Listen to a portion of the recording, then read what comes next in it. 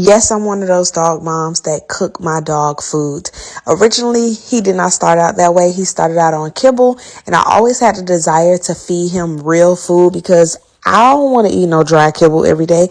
So I know he don't. And I also know that dogs that eats real foods live longer, they're healthier, they have less health concerns and things like that. So for about a year and a half now, I have been cooking my dog food. I batch cook it.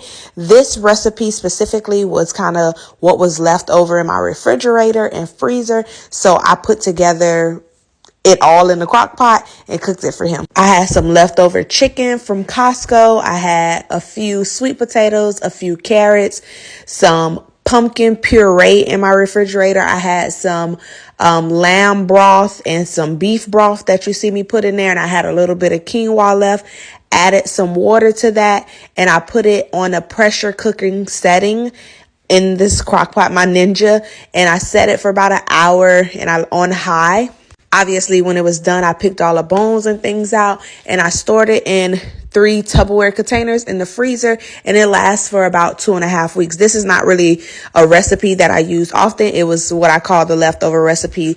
Normally towards the end of the month, any little vegetables that I have that he can consume, meat and broths, I put it all in the pot and he eats it. But normally I have set menus and set recipes that I use for him. If you want to know those, let me know. I can share those too. He was pretty healthy before, but I have seen a difference in his behavior and things. Once he started eating cooked food, I feel like he's more energized. His coat is better. He plays way more. He plays like he's a puppy. And before, he was a little more sluggish, and he's excited for food. He be following us around for his dinner and his breakfast. So he's way more excited to eat. He doesn't let the food sit. He eats right away. With the kibble, he used to let it sit. So I feel like he's happier and healthier. So that makes me happy.